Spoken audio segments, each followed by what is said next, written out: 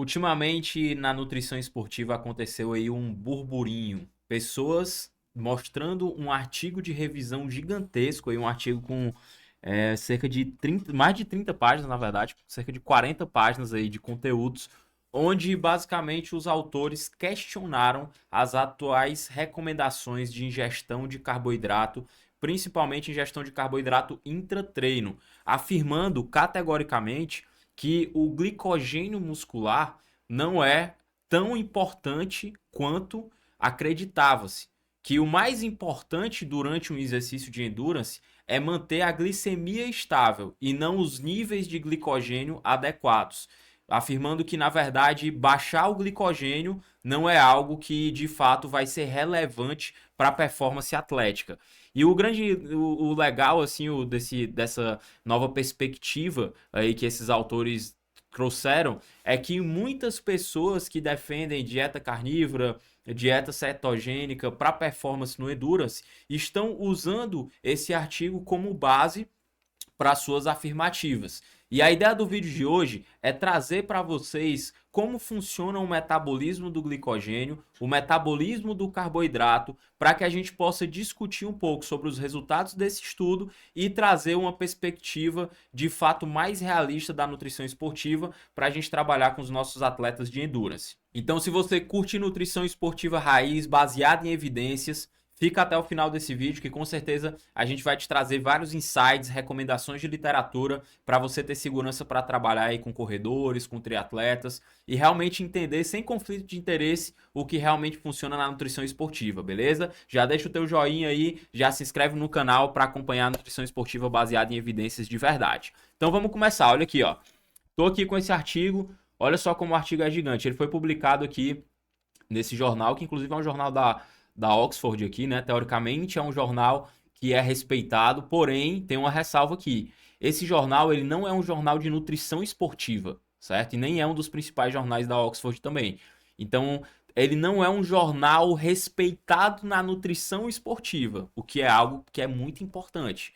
Então, assim, não tem publicações de alto impacto de pesquisadores sérios da nutrição esportiva nesse jornal acadêmico que você pode procurar. Olha só que é um artigo muito bem escrito, na verdade, assim, com vários tipos de imagens aqui, né? Realmente ele é muito didático, então até mesmo quem não é da área consegue ler esse artigo e entender o que ele fala, o que ele traz aqui, né? Então realmente foi um artigo muito bem escrito, porém ele teve alguns conflitos de interesse, digamos assim, algumas ressalvas que a gente pode trazer aqui que são muito relevantes e que a gente deve levar em consideração antes de ali começar a aplicar na rotina o que a gente lê ou o que a gente vê ali nas redes sociais. Eu tive acesso a esse artigo, bota aqui para mim, Guilherme, com uma paciente, acredita em mim, uma paciente que é muito avançada, que gosta muito de treinar, então ela é maratonista, né, e ela treina num nível muito alto. Para vocês terem uma ideia, ela faz meia maratona em 1 hora e 30, né? Então isso é um ritmo muito acelerado para uma mulher. E ela gosta muito de pesquisar, gosta muito de estudar sobre nutrição. E ela me mandou esse artigo. Caramba, Davi, olha aqui. O que tu sempre me falou sobre glicogênio, parece que agora tá mudando aí o conceito, né? Na nutrição esportiva, tá mudando o conceito. Será que tá mesmo? Primeiro vamos entender como é que funciona aqui a fisiologia do glicogênio muscular. Olha, esse aqui são os pontos onde o glicogênio muscular ele está armazenado na nossa musculatura, tá? Então, o glicogênio é a nossa reserva de glicose no músculo. A grande discussão aqui é, no artigo, eles falaram que a redução nos níveis de glicogênio não impacta tanto a performance.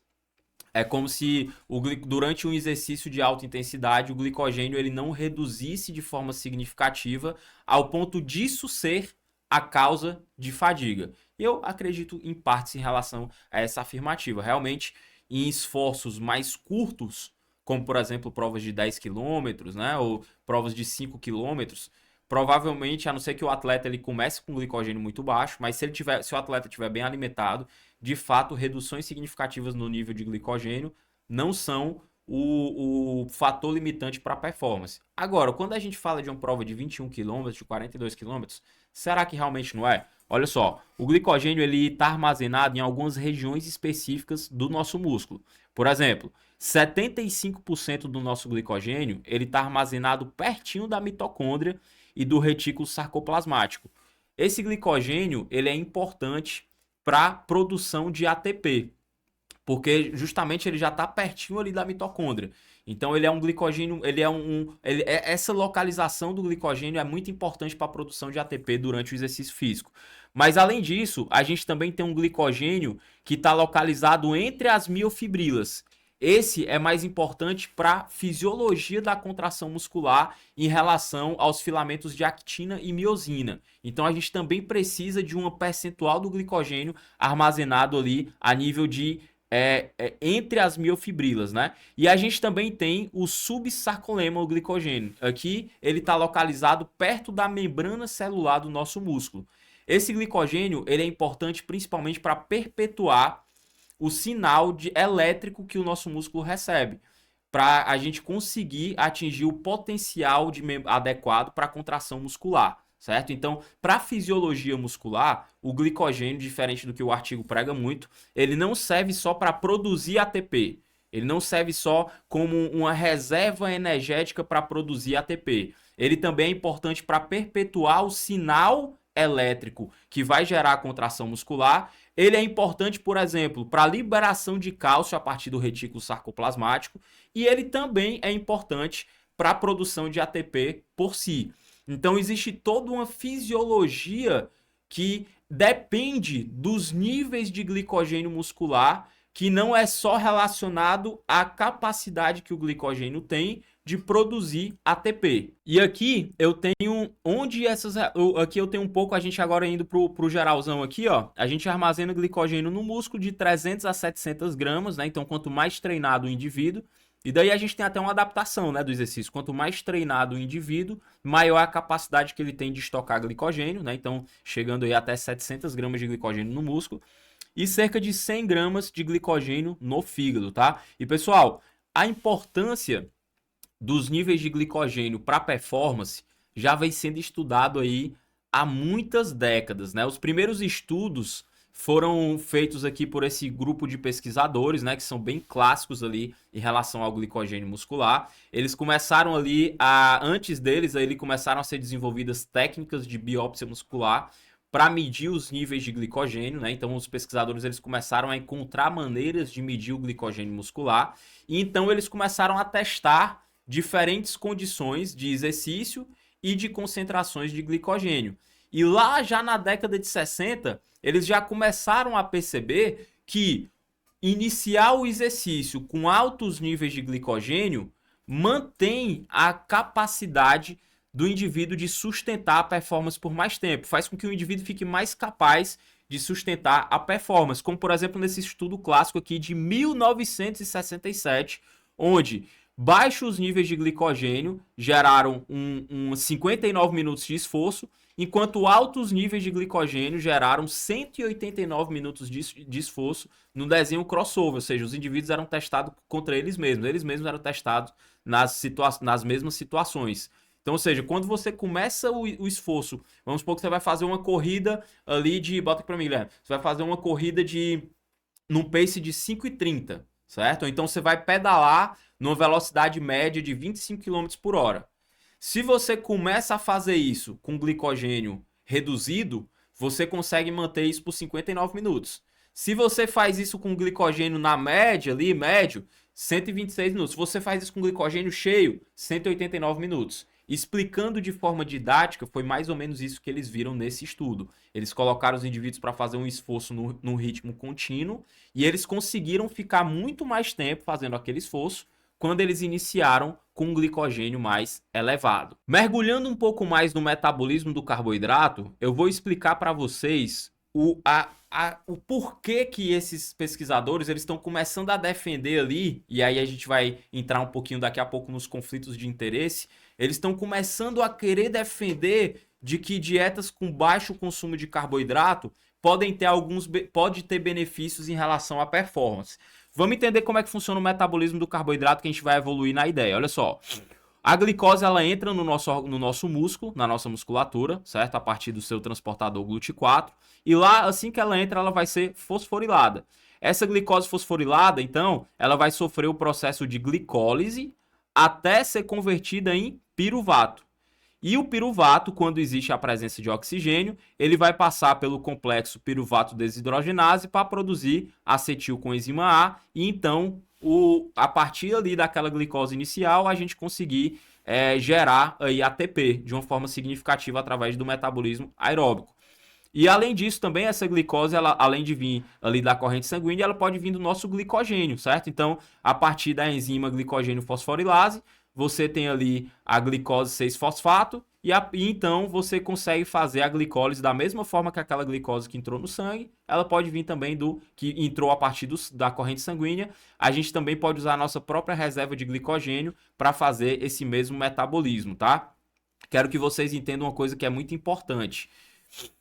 A glicose, o principal fator limitante dessa cadeia de produção de ATP a partir da glicose é essa enzima aqui, chamado de piruvato desidrogenase, tá? A piruvato desidrogenase é um passo muito importante na produção de ATP a partir da glicose. E agora o que é que os autores que defendem dietas cetogênicas, dietas no baixo consumo de carboidrato, né? Dietas com, por exemplo, dietas carnívoras. Eu fiquei sabendo desse post aqui, ou desse artigo, na verdade, por essa paciente que me mandou um post de uma nutricionista que defende o quê? A dieta carnívora.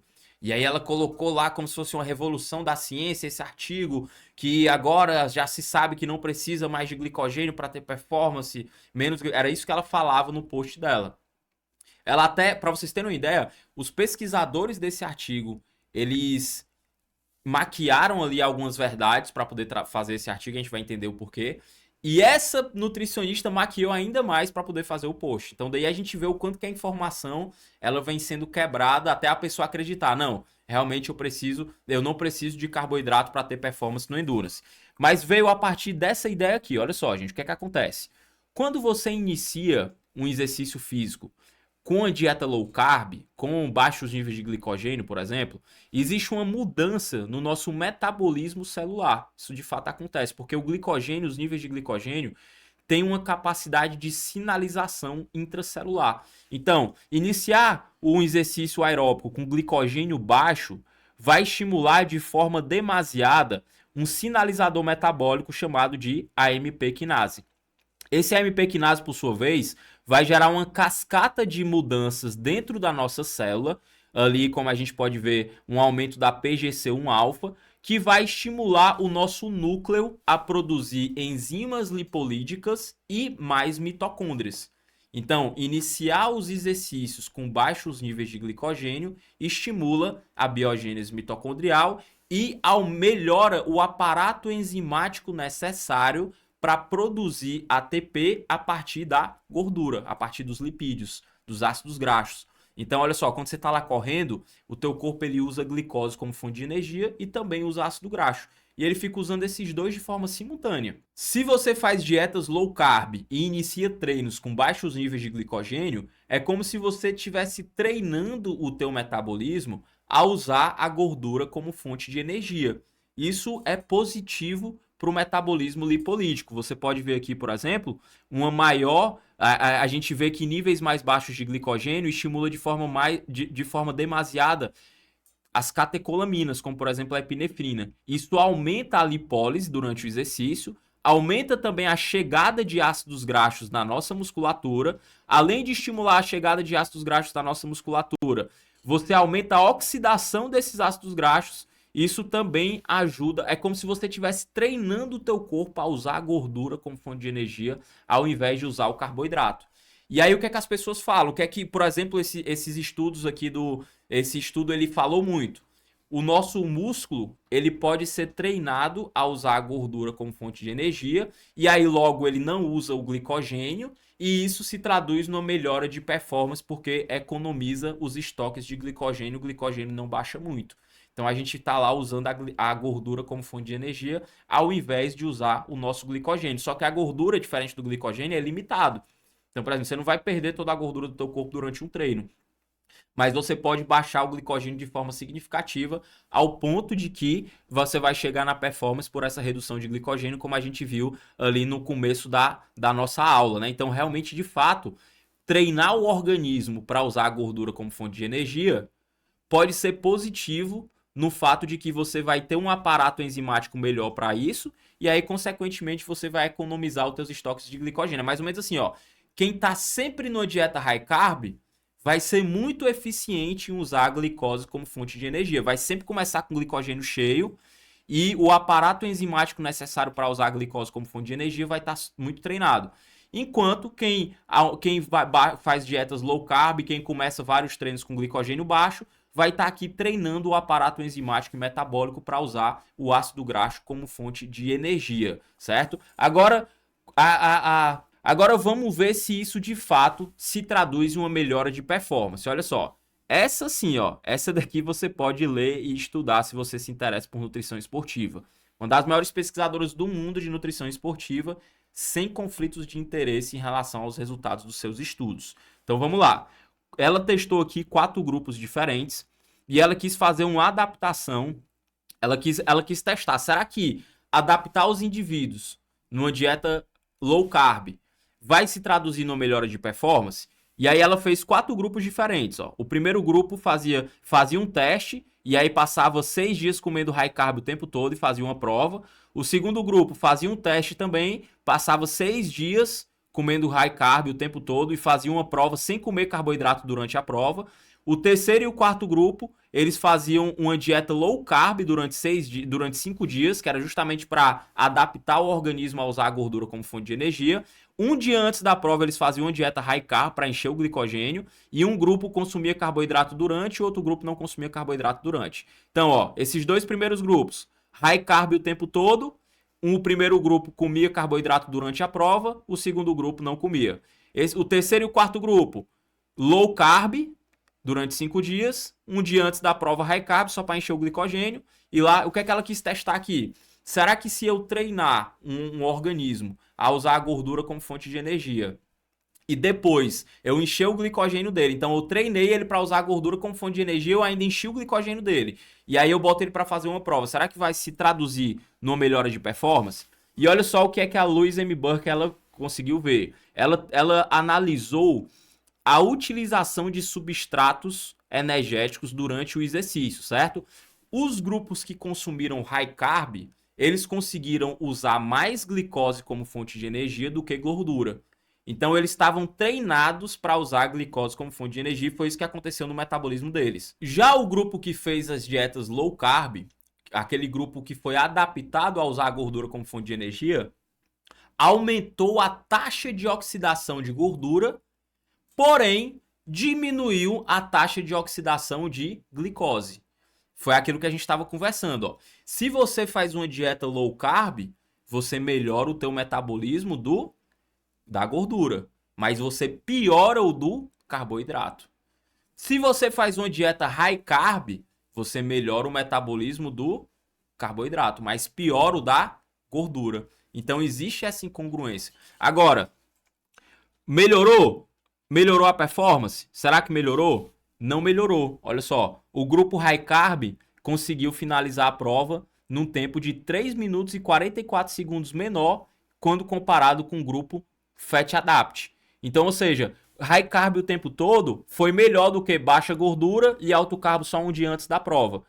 Por que que isso aconteceu? Avaliando a musculatura daqueles atletas, a Louise M. Burke percebeu que houve uma redução nos níveis de um complexo enzimático-chave, que é justamente o piruvato desidrogenase. Então, com menos atividade do piruvato desidrogenase, os indivíduos eles tiveram dificuldade de transformar a glicose em ATP. Ah, Davi, por que que isso é ruim se eles estavam transformando gordura em ATP? Por isso daqui, ó, que foi que desde 1919, esse aqui é mais antigo ainda, esse estudo, ó, a gente já sabe que para converter gordura, ácido graxo, em ATP, você precisa de oxigênio. Para converter o carboidrato em ATP, você também precisa de oxigênio no metabolismo aeróbico. Beleza. Só que eu preciso de mais oxigênio para conduzir a gordura até o ATP do que para conduzir o carboidrato até o ATP. Então, a gordura ela tem um custo de oxigênio maior do que o carboidrato. O nome disso na nutrição esportiva e na bioenergética é rendimento energético. Então, a glicose ela tem um rendimento energético melhor do que o ácido graxo. Isso significa que o nosso corpo ele gasta mais oxigênio para transformar a gordura em energia do que carboidrato em energia. Então, ou seja, o indivíduo ele vai ter que respirar mais, botar mais oxigênio para dentro para fazer o mesmo esforço quando ele está usando a gordura como fonte de energia. E isso vai gerar uma piora de performance. Por isso que já é um consenso na nutrição esportiva há muito tempo de que estimular que o corpo use a glicose como fonte de energia é muito mais eficiente do que estimular que o nosso corpo use a gordura como fonte de energia. Beleza, eu não estou aqui discutindo que fazer uma dieta low carb melhora o nosso metabolismo enzimático para usar a gordura como fonte de energia. Melhora. Então, iniciar treinos com baixos níveis de glicogênio vai melhorar o nosso aparato enzimático para converter a gordura em energia. Concordo plenamente com os autores do estudo. E de fato isso acontece. Agora, falar que isso se traduz em uma melhora de performance, aí realmente já acabou sendo o que a gente chama ali de você usou ali a ciência para falar aquilo que você defende. E por que será que esses autores estão defendendo tanto isso? Por que será? Quando eu fui pesquisar sobre esses autores, eu comecei a ver que todos os estudos que eles publicam tem alguma coisa de defender dieta cetogênica, alguma coisa de defender dieta low carb, alguma coisa. Vamos tentar entender o porquê que isso acontece. Olha aqui, eu coloquei aqui o conflito de interesse que tem no próprio estudo, tá? Então, se você se dá o trabalho de ler o estudo e lá embaixo você vê o conflito de interesse, é sempre bom você fazer isso. Quando você for ler um estudo, você tem que ir lá no final do estudo para ver os conflitos de interesse. Se for uma revista séria, uma revista da Oxford, por exemplo, tem que botar. Teve outros artigos que esse mesmo grupo de pesquisadores fez que não tinha esses conflitos de interesse. Mas aqui nesse jornal da Oxford, eles colocaram esses conflitos de interesse. O que é que acontece, gente? Os pesquisadores do estudo, eles ganham dinheiro com a venda de livros que defendem dietas low carb. Além disso, eles são criadores de patentes de suplementos relacionados a corpos cetônicos. Então, ou seja, esses indivíduos eles vendem produtos do universo low carb. Vendem produtos do universo low carb. Será que dá para confiar? Parece até o que está acontecendo no Brasil, né, Guilherme? Esse conflito de interesse ao julgar a própria situação, né? Então, eles estão julgando aquilo que eles vendem. Será que eles vão falar mal daquilo que eles vendem? Ou será que eles vão propositalmente montar artigos com bases, com argumentos para tentar defender a ideia deles, para usar como base para vender os próprios produtos? É isso que acontece no mundo de hoje. As pessoas estão publicando artigos com conflitos de interesses para vender o próprio produto. E foi isso que aconteceu nesse artigo gigantesco de 30 páginas, super bem escrito, com holograma, com toda uma imagem super didático e tal. E qualquer leigo que lê isso daqui, que não vai atrás, até mesmo nutricionistas, médicos, que leem esse artigo e não conseguem ter um senso crítico de buscar a referência da referência, porque se você vê aqui as referências que eles estão colocando nos artigos, baseado nas informações, é tudo leviano. Se você for atrás, você vai ver que não tem base o que eles estão falando aqui. Então eles quiseram revolucionar a nutrição esportiva com novos conceitos que foram criados por eles mesmos. Agora vamos ver uma outra opinião. Eu falei da Louise M. Burker, né? Então eu trouxe alguns estudos aqui da Louise M. Burker, a maior pesquisadora do mundo de nutrição esportiva. E aqui o Esker Junkendramp, o maior pesquisador do mundo da nutrição esportiva. Os caras que mais pesquisam endurance. Gente, eles não fazem estudo com qualquer um, não. É estudo com atleta olímpico. Dezenas de estudos testando diferentes estratégias no consumo de carboidrato, inclusive dietas low carb. Eles não é tipo assim, ó, dieta high carb, eu só testo dieta high carb e dieta high carb é a melhor. Não. Eles testam dieta high carb, dieta cetogênica, dieta low carb, vários estudos testando diferentes tipos de dietas, diferentes consumos de carboidratos em atletas olímpicos para chegarem à conclusão de fato. E olha só o que é que o Esker Junkendramp falou na sua revisão Periodização nutricional para atletas. Os atletas devem seguir uma abordagem individualizada em que a ingestão de carboidrato é periodizada ao longo do ciclo de treinamento de acordo com as necessidades de combustível de cada treino. Ou seja, não é low carb ou high carb. Qual é a fase do treino que o atleta tá? Ele tá longe da prova, tá com volume mais baixo? Vamos fazer uma dieta mais baixa em carboidrato para treinar aquele corpo a usar a gordura como fonte de energia. Tá aumentando o volume de treino, tem treinos alvos específicos de alta intensidade? Vamos aumentar o carboidrato para fazer com que esse indivíduo performe melhor nesses treinos. Então, treinos de performance, glicogênio cheio. Treinos de regeneração, treinos mais leves, glicogênio médio ou baixo. Isso é periodização nutricional de acordo com a periodização de treino. Isso é que funciona na nutrição esportiva de verdade. E olha só o que é que o Ask Junk Drunk fala sobre os intratreinos, que os caras lá do estudo falaram que 15 gramas por hora já é suficiente para manter a performance. Será que eles testaram realmente em atletas de alta performance? Vamos ver o que é que o Ask Junk Drunk tem a dizer sobre isso. Recomendações de ingestão de carboidrato de acordo com o tempo de treino. Olha só, de 30 a 75 minutos, realmente, de fato, não vai fazer muita diferença consumir carboidrato durante o exercício. De 1 hora a 2 horas, 30 gramas por hora de carboidrato. De 2 horas a 3 horas, 60 gramas por hora de carboidrato. Acima de 2 horas e meia, 90 gramas por hora de carboidrato. Por que o carboidrato intra é importante? Lá no estudo, eles falaram que só precisa de pequenas doses. Por quê? Porque é só para manter a glicemia. Não, na verdade não. O intuito do carboidrato intra começa na boca já. Botou o carboidrato na boca, a glicose já vai se ligar em alguns canais que a gente tem. E esses canais, eles se ligam nos nossos neurônios. E a partir disso, você consegue perceber melhor a fadiga. Ou seja, você melhora a tua percepção de fadiga. Você sente menos fadiga com aquele mesmo esforço. Por isso que assim que você bota o carboidrato em gel na boca, se você é corredor, você já sente uma melhora de performance. Esse é o primeiro efeito do carboidrato em gel. Depois que esse carboidrato em gel ele é absorvido, de fato, ele vai contribuir para a glicemia ficar mais estável ao longo do treino. Isso também é importante para a performance. Quando você usa a quantidade adequada de carboidrato durante, você consegue manter a tua glicemia estável por mais tempo e, consequentemente, isso te ajuda a melhorar a performance durante o exercício. Além disso, que os pesquisadores usam como daquele estudo, falam que isso não é tão importante, mas além desses pontos, o carboidrato durante ele serve para economizar o uso do glicogênio. Quando você toma carboidrato em gel ou quando você toma um líquido com carboidrato, aquele carboidrato ele vai ser absorvido, vai chegar até o músculo, vai ser usado como fonte de energia, economizando o uso dos estoques de glicogênio. E esse é um dos principais benefícios da ingestão de carboidrato. Durante os treinos de endurance, principalmente nos treinos longos acima de 1h30. Agora eu vou fazer uma pequena pausa aqui. Não. Então aqui você pode ver que a ciência do endurance é muito mais complexa do que simplesmente comer pouco carbo, ou até mesmo do que comer muito carbo. A gente tem que entender sobre as demandas de treino, a gente tem que entender sobre o gasto calórico de cada atleta, sobre o tipo de exercício que ele realiza, sobre a fase da periodização de treino que ele está. E se você está curtindo esse conteúdo e você realmente gosta de nutrição baseada em evidências, sem conflito de interesse, pegada Ask Junk Drunk, pegada Louise M. Burker, então eu vou te fazer um convite agora. Vamos aprofundar?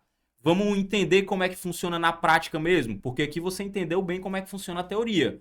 Eu sei que esse conteúdo faz sentido para você. Agora, para aprofundar, para entender na prática, para realmente aprender a calcular o gasto calórico dos atletas, fazer um planejamento que gera resultado, para todos os perfis de pacientes, desde corredores, triatletas, maratonistas, crossfiteiros, atletas de musculação, pessoas com obesidade, pessoas que já têm um nível atlético de composição corporal e para fins estéticos quer melhorar ainda mais a composição, então já se inscreve no Nutri News Academy, que é a nossa plataforma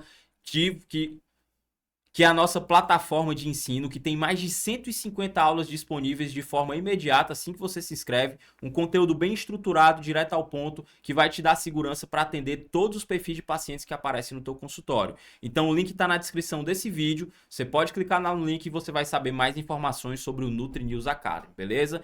Então é isso, pessoal. Foi um grande prazer fazer esse vídeo para vocês. Deixem aqui os comentários. Curtam esse vídeo porque eu vou saber que realmente esse conteúdo está sendo legal e isso vai me estimular a produzir outros conteúdos iguais a esses. E a gente se encontra no próximo vídeo. Um grande abraço para todo mundo.